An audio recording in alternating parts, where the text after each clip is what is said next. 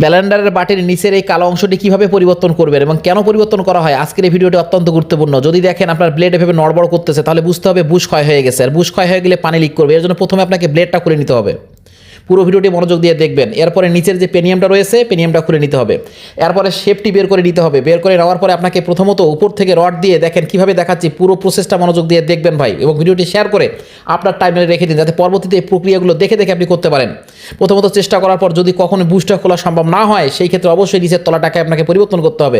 তলা পরিবর্তন করতে গেলে এই লাটটা আপনাকে খুলতে হবে। তলার উপরে একটা দেখেন মোটা লাট রয়েছে, এটা এরকম সালারেন্স দিয়ে খুলে নেবেন। খুলে নেওয়ার পরে তলাটা আসতেই কিন্তু নিচের দিকে খুলে যাবে, ভালো করে লক্ষ্য করুন। এরপরে নতুন আরেকটি কালো অংশ দেখেন সুন্দর করে লক্ষ্য করবেন। এই যে উপরে নাটটা খুলে নিন এবং আস্তে আস্তে পর্যায়ক্রমে যেভাবে পার্ট টু পার্ট এভাবে করে ঢুকাবেন। মনোযোগ দিয়ে ভিডিওটা দেখেন এবং লক্ষ্য রাখুন, ভিডিওটি কাটবেন না। এভাবে পর্যায়ক্রমে প্রত্যেকটা পার্ট উপর থেকে দিয়ে উপরের যে মোটা নাটটা রয়েছে সেটা আস্তে করে টাইট দিলেই কিন্তু এই নিচের তলাটা সেট হয়ে যাচ্ছে। খুব সহজ একটা প্রক্রিয়া ভাই।